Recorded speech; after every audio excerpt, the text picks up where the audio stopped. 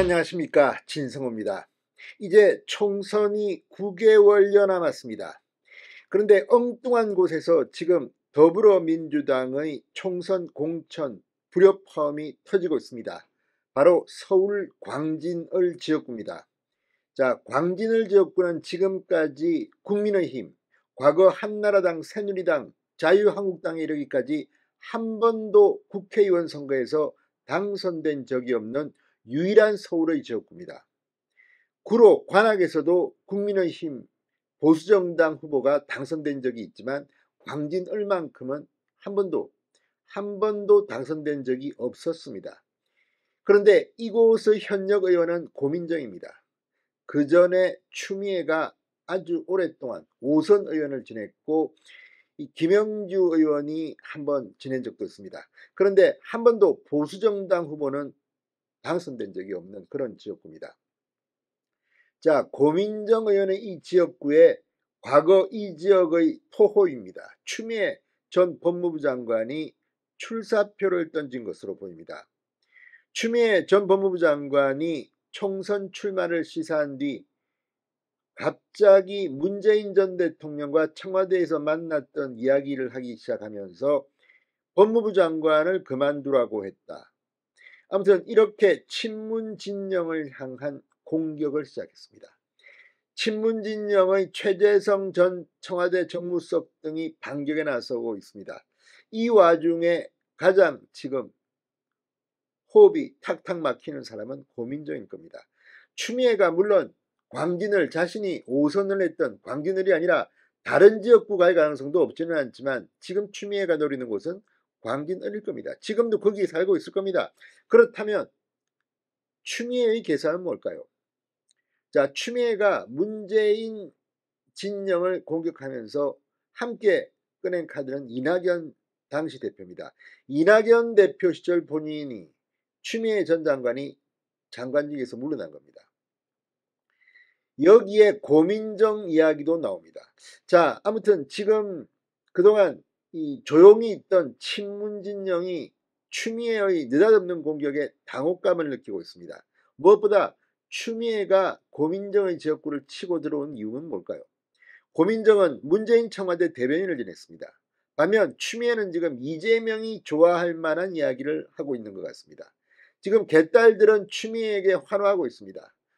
친문 진영을 공격하기 시작한 겁니다. 자, 이런 전반적인 과정을 보면 이제 총선을 앞두고 친문 진영과 친명 진영의 전쟁은 불가피해진 것 같습니다. 자, 이재명이 지금 가장 신경 쓰이는 인물은 누굴까요? 바로 이낙연입니다. 이낙연 전 대표가 지금 광주를 방문해서 이 5.18 묘역을 참배하고 기자들에게 민주당 지도부를 비판하기 시작했습니다. 도덕성 문제와 민주주의 문제를 꺼내들었습니다. 그런데 이 이낙연을 공격하는 추미애가 등장하면서 이재명은 속으로 흐뭇할 건지도 모릅니다. 그래, 뭐 고민정? 그래? 이거 뭐 여론조사 뭐 이 내부 저거 하면 추미애 공천 줄 수 있지 않겠나 이런 생각을 할 수도 있습니다.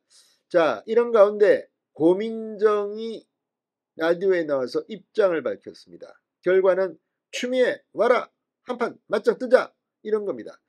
자, 그렇지만 과연 어떻게 될까요? 이재명이 공천권을 휘두르느냐 아니면 이재명이 그전에 날아가느냐, 여기에 따라서 그들의 운명이 왔다 갔다 할 것으로 보입니다. 이걸 보면 지금 민주당은 서울 수도권에서 괴멸할 가능성도 없지 않아 보입니다. 진성호의 융단 폭격 시작합니다. 더불어민주당을 융단 폭격합니다. 이 가장 빨리 터진 게 지금 광진을입니다. 고민정과 추미애가 지금 격돌하고 있습니다.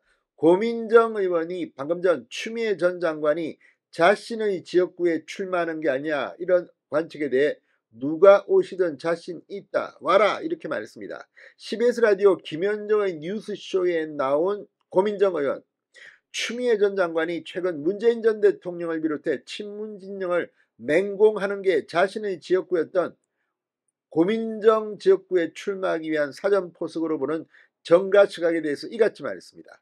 추미애 전 장관이 자신을 경질한 문재인 전 대통령을 기회주의자라고까지 비난했다는 정철성 변호사의 주장에 대해서는 저도 아는 이야기들이 좀 몇 가지 있고 할 이야기들도 많이 있지만 결국 제가 여기에 말을 못하게 되면 이 내부 싸움이 되지 않을까 하는 걱정이 좀 많이 든다. 저는 진흙탕 싸움을 별로 만들고 싶지는 않다. 즉각적 대응을 피했습니다. 그러나 진흙탕 싸움이 안 되겠습니까? 추미애가 이렇게 걸고 넘어왔는데, 그러면서 그건 누구 좋으라고 그렇게 하냐? 지금 국민들은 후쿠시마 오염수에 대한 걱정, 이동관 방통위원장 지명에 대한 걱정, 떵떵떵떵 너무나도 풀어야 할 일들이 많이 있다. 그래서 저까지 그런 말들을 보태는 것은 저희 민주당한테도 또 국민들에게도 별로 좋은 일은 아닌 것 같아. 자, 그런데 문제는 추미애는 그렇게 생각하지 않은 것 같습니다. 계속 입을 열고 있습니다. 연이어 추미애는 친문진영을 맹공하기 시작했습니다. 자신을 경질한 문재인 전 대통령을 직격한 것과 관련해서 오마이뉴스 인터뷰 이후 실망과 불편으로 고통을 느끼는 분들도 많다며 친문진영이 반발하고 있다고 폭로했습니다. 그러면서 진실은 누구의 것이 아니다. 어느 진영의 것도 아니다. 누구의 이익을 위해서가 아니라 진실 그 자체가 역사를 다르게 인도하는 힘을 가지고 있다고 저는 믿는다. 그러면서 그 자신이 법무부 장관 시절 밀어붙였던 언론에 대한 징벌적 손해배상을 친문진영이 좌초시켰다. 그러면서 민주당 이낙연 대표 시절인 20년 9월, 자 그때 이야기하면서 저도 알지 못하는 연유로 법안이 통과되지 않았다. 그런데 그 뒤에 들었다고 합니다. 이 송 전 대표는 최근 언론 인터뷰에서 추미애 전 장관이 밀어붙이던 징벌적 손해배상제가 비공개 의원총회에서 청와대의 반대 기류를 반영한 고민정 등 친문 의원들의 강력 반대로 좌초됐다고 밝힌 바 있습니다. 자, 지금 송영길, 추미애, 이재명은 한편이 되고 이낙연, 고민정, 문재인이 한편이 되고 아무튼 지금 친문과 친명 간의 전쟁은 불가피해진 것 같습니다. 공천 하나 받겠다고 광진을이 지금 어쩌면 이번 총선에서 민주당을 내분으로 이끄는 중요한 전쟁터가 될 것 같다는 생각이 듭니다. 지금 오신환 전 서울시 부시장이 이 지역에 출마를 준비하고 있습니다. 해볼만 할 것 같습니다. 고민정과 추미애의 한판 이렇게 싸움이 있을 것 같다는 생각이 듭니다. 김성호의 용단 폭격이었습니다. 여러분 감사합니다.